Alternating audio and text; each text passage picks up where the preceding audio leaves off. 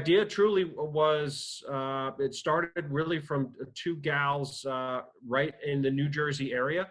And they started the original Frontline Appreciation Group, which is what the acronym stands for. And they were obviously directly impacted by so many of their neighbors and friends in New Jersey that were going in and out of New York City. Now I think they have 40 affiliates across the entire country, Arizona, California.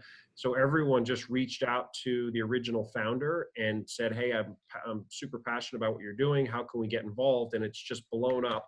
And she just reported last week that they've raised collectively with all the different flag community partners over $1.8 million that have gone to local restaurants, of which have delivered foods to people on the front lines. And that part, gosh, that's quite remarkable. I mean, DC, our group is only a small portion of that, but when you aggregate it up to all the flags together, it's quite impressive.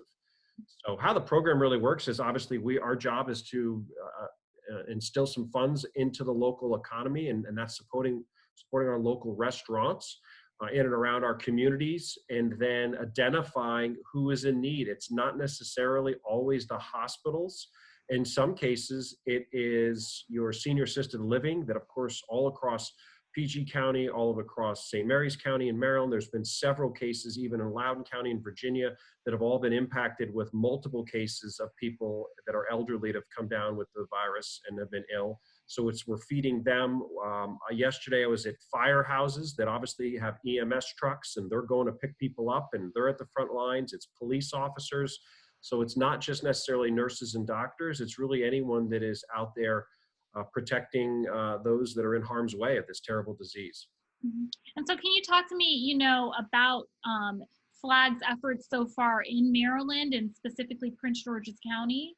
Sure. So in Prince George's County, we're just in the process of allocating and deploying a bunch of different resources in there. We have one of our agents that actually is based out of DC.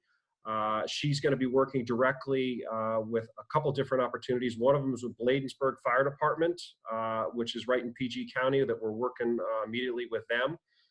As well as the University of Maryland Medical Group. We have a deployment going out to them as well.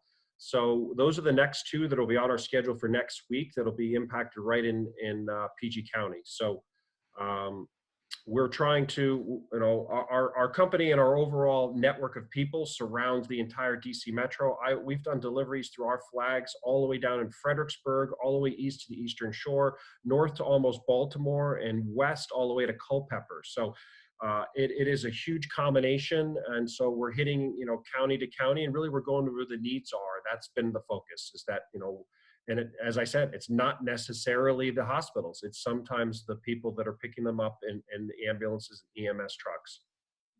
And how many meals have you provided so far in Maryland? Great question. So I actually had that populated. We have done, in Maryland alone, it's been 410 meals. And collectively, as a total flag group with all of our participants, we're just under 700 meals. So the amazing thing with this is done is that I've had people all over the country, companies that were moved by what we were doing, and they wanted to support the DC flag. And so I've had random donations from financial brokers all over the country, of people's networks that have reached out. It's just been a very moving experience that we've been very humbled to be a part of. And why is something like this so important right now? Well, I think those are the people that are forgotten about. I mean, other than having, protective gear, and it's just they're working 12, 16, 18-hour shifts, and they're not having time to break for meals. And the cafeterias are shut down in hospitals, and some of the nursing homes, they're shut down. So they're having to leave the facility. So we're delivering food to them that are prepared and packaged exactly as they see fit. So the hospitals has very specific criteria of how the food should be delivered. And we're working with local restaurants that understand and can accommodate those packaging needs. In most cases, to keep everyone healthy, is that the restaurants handle the actual delivery service. So we're funding the meals being delivered, send it directly through the restaurants, keeping their staff employed, and then they're delivering it either through DoorDash or through Uber Eats or whatever their delivery service is, and they go directly to the hospital. Now, we have benefited to try and be there because sometimes we have a nurse or a friend or a colleague that works in one of those locations, and we just want to go to support them and take a photo, and that's helped us spread the word across our social media platforms. And have people been very receptive to receiving these meals and even the restaurants that you're helping?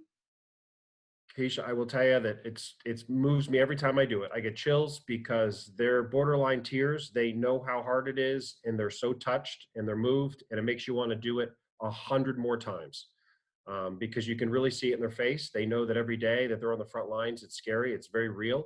And the fact that we took time out of our day to either coordinate a meal or just be there to drop off, I always had the benefit of dropping off gift certificates to a local restaurant, to some firemen yesterday, and they looked at me, they were in a state of shock. I mean, it might as well have been cash. So it's just, they're being forgotten about, and we have the ability to recognize them that sometimes they get forgotten. Mhm. And then you're also, you're also raising money. How much money have you raised so far? So we launched 2 weeks ago. We are just crossed the 15,000 mark as of this morning. And I imagine it's funny now that we've been out with photos and really spreading the word, and the more people are hearing about this locally. And that's how the partners in New Jersey told me, said, once you get going and once you start seeing the pictures being taken and people see that the food's being delivered, that's when your momentum starts to pick up. And we're already, I mean, just yesterday we raised over $1,000 in a couple hours because we had a couple posts that went out. So we're hoping. My initial goal was, wow, if we could raise $15,000, that would be great. We're past that, and I want to continue to double it and hopefully move into bigger numbers.